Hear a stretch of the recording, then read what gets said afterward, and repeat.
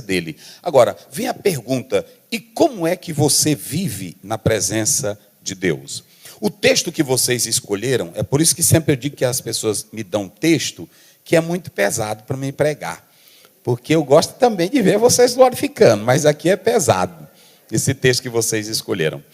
Quem acredita que Paulo era um homem de Deus? Quem acredita? Diga glória a Deus. Hã? Quem acredita? Diga glória a Deus.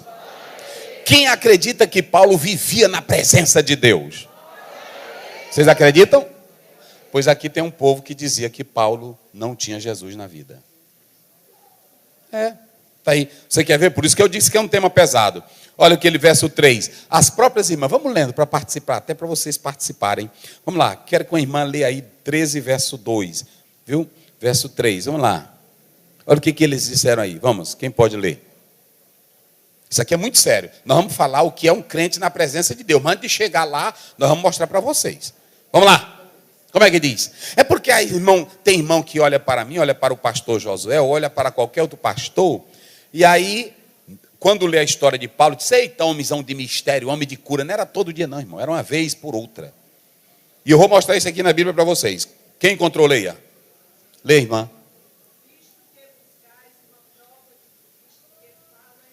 Visto que buscais uma prova de Cristo que fala em mim. Olha aí.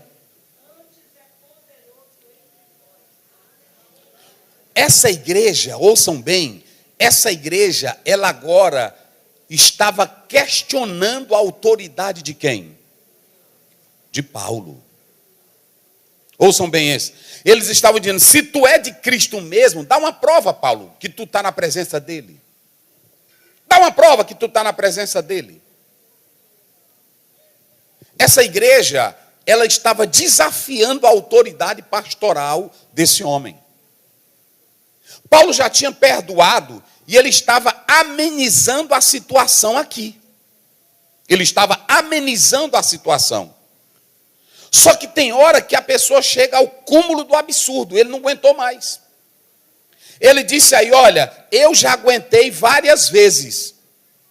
Mas agora, como vocês estão aumentando o pecado de vocês, e vocês estão me atacando, dizendo que eu não tenho presença de Jesus, olha que eu não estou falando de qualquer um, eu estou falando de Paulo. Se Paulo vivesse hoje, era do mesmo jeito. Ele estaria pregando aqui e vocês dormindo. Mesmo jeitinho. Porque se naquela época eles já diziam que eles procuravam uma prova em quem? Em Paulo, para ver se Jesus estava nele. Olha o tema de vocês: vivendo na presença. E Paulo vivia ou não vivia na presença de Deus? E por que que essa igreja...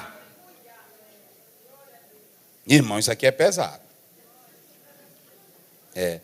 O Paulo, irmão, não era bonito. Não tinha fotografia dele. Há um teólogo, que eu li um livro dele, ele disse que Paulo era cambota, venta chata. Paulo era feio demais. Era feio, era um cabeludo velho, feio. E outra, eles dizem que Paulo era bom só para escrever, mas que ele não tinha eloquência, ele não tinha retórica. E eles usam esses argumentos baseado na palavra de Deus quando você vai para o livro de Atos, que ele foi pregar à noite, e aí o meninozinho dormiu, não aguentou a mensagem dele, porque era monótona demais, e não aguentou a mensagem dele. Disse: ô velho que prega ruim. E aí dormiu. E aí dormiu e ainda caiu. Preste bem atenção, é só para mostrar para vocês, irmão, é que às vezes a gente, irmão Rubenildo, a gente pinta uma imagem de um homem de Deus. Olha para cá para você entender uma coisa. Tem irmão que pensa que a presença de Deus na minha vida é na hora que eu chego aqui, né, assim, tremendo o rosto, aí a irmã: eita, ele está cheio, né? Fazendo careta, né, assim? Isso não é nada de presença de Deus, gente, pare com isso.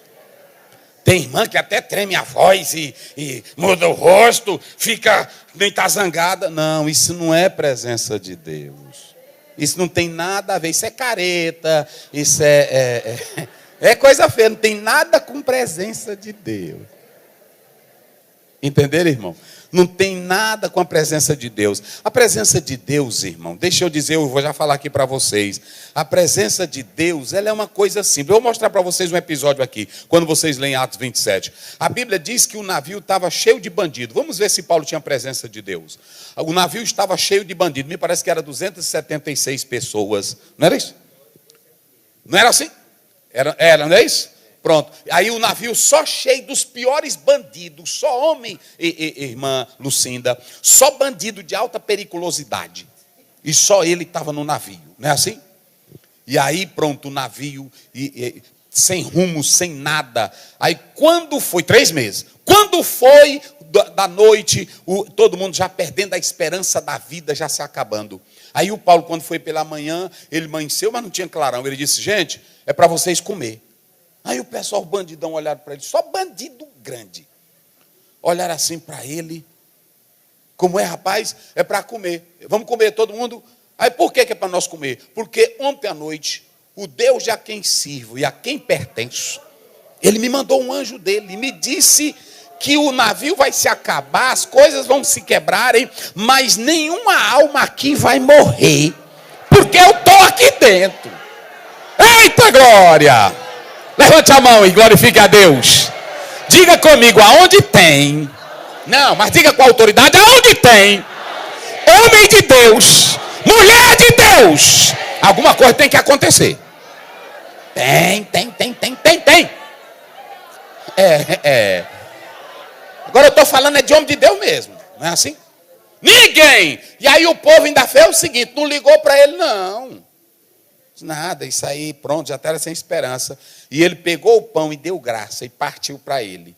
Alguém olhou e disse assim, rapaz, se ele está com essa coragem toda, é porque vai que Deus apareceu mesmo para ele. Aí ele diz, comam para vocês terem força para nadar. A Bíblia diz que todos comeram. Foi assim ou não foi? Presença de Deus. A presença de Deus evitou o navio de se quebrar. A presença de Deus evitou de Paulo se molhar.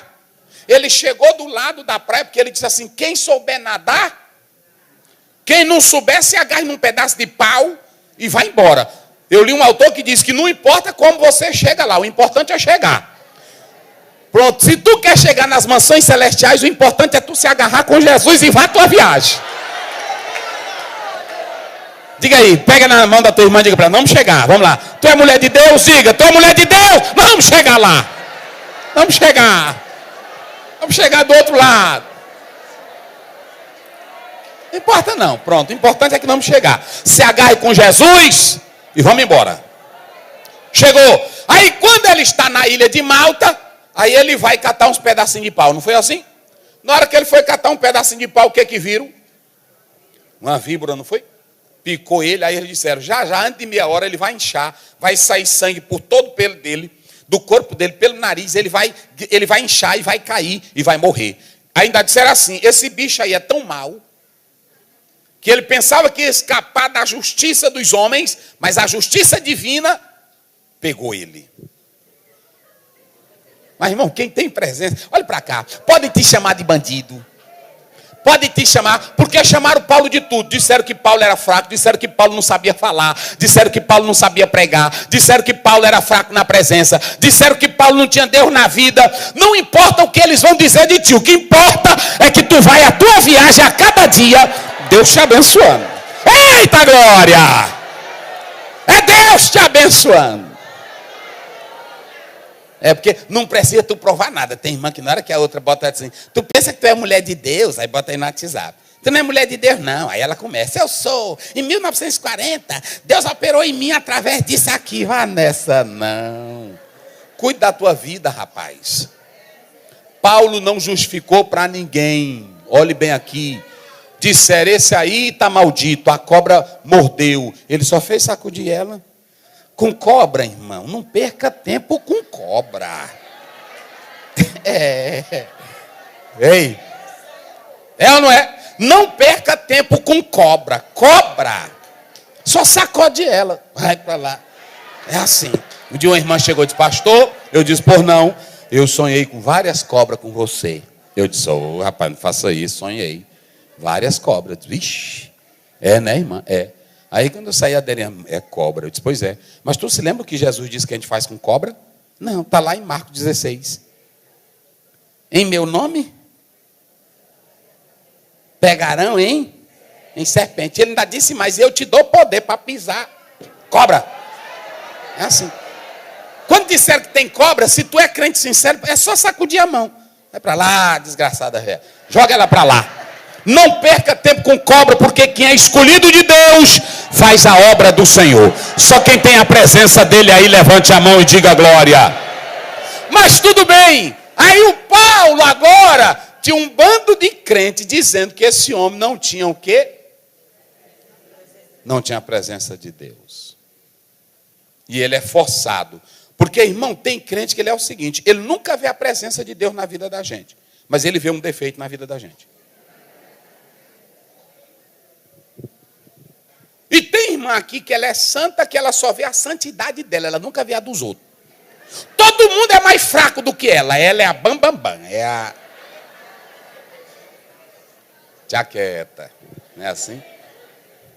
Deus, irmão, ele dá glória para todo mundo. Baraque disse para, está lá no capítulo 4, Baraque ele disse para Débora, eu só vou se tu for, não foi assim?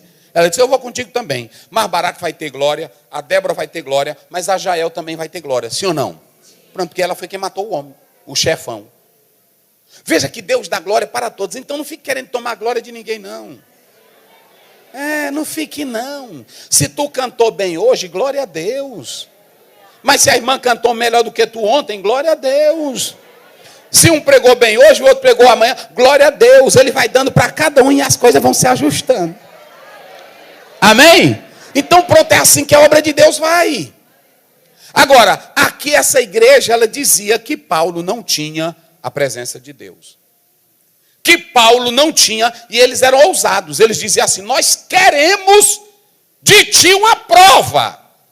Que tu és homem? Está aí, a irmã leu, olha, está bem aí, ela leu. Nós estamos buscando uma prova para ver se Cristo fala em ti mesmo. E aí, como eu falei agora há pouco, vocês se lembram de Mateus 7,3?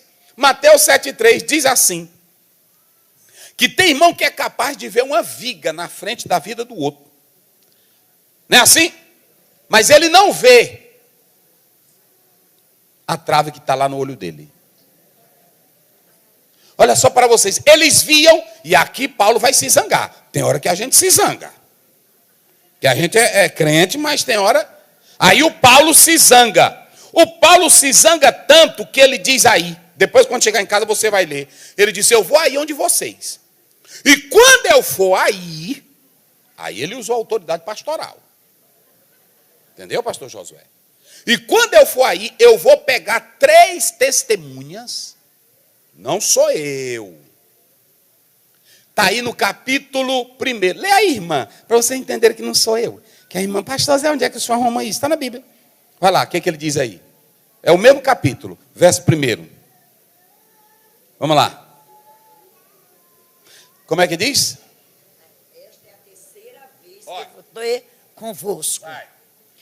Por boca de 2 ou 3 testemunhas, serão confirmada toda a palavra. Eu vou confirmar toda a vergonhice de vocês. Quem quer presença de Deus aqui? Mas presença de Deus não entra em vida de quem é falso, desmantelado, mentiroso, mentirosa. Presença de Deus só entra em quem tem vida santa. Eu vou logo te dizer, não adianta eu chegar aqui e dizer, entra Espírito. Não. A casa tem que estar varrida, limpa, para o Espírito Santo entrar e derramar glória. Só quem quer a presença dele.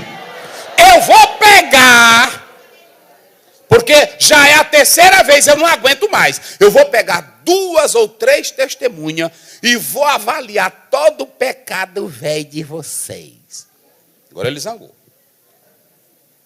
Zangou. E ele está seguindo aqui um princípio bíblico. Se você ler Deuteronômio 19:15, a Bíblia diz que uma coisa não poderia ser resolvida só com uma testemunha. Tinha que ser quantas?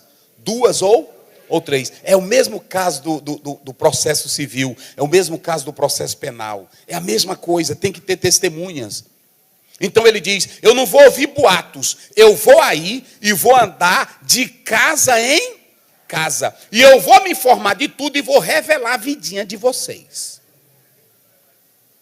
Porque tem irmão que é crente hoje, ele diz, ninguém tem nada a ver com minha vida. Não é assim? Tem. Porque tu não fica no corpo sozinho. Tu não é isolado, tu estás no corpo de Cristo. E Paulo diz que quando um membro é ofendido, todos os outros membros, quando alguém fala mal da Assembleia de Deus, ou quando um pastor nosso peca, não é só ele que é atingido não, eu, o pastor Josué, todos nós somos atingidos. Então nós temos que lutar pela limpeza da casa. Eu quero aqui as irmãzinhas limpas e santas, glorificando a Deus, né? Assim, com os lábios abertos, mas com brasa viva. Porque o Isaías que quis cantar, tu não canta não. Tua boca velha não presta. Mas não canta, tua boca está podre. Foi o jeito o anjo pegar uma brasa, queimar, só presta se queimar teus lábios. Não é de batom não, é brasa viva. Eita glória! Cadê as mulheres de Deus? Eu estou falando de presença de Deus. Aí o Paulo diz, eu vou pegar 2 ou 3 testemunhas e vou aí. Agora, lê o finalzinho do versículo 2. Eita, que o Paulo aqui está zangado. Versículo 2. Peraí só. O digo ao que antes pecarem, e todos os mais que se outra vez for, não lhes perdoarei. Isso aqui é Paulo. Porque nós temos um conceito de presença de Deus, de santidade, que a gente... Irmão, você tem que me entender, irmão.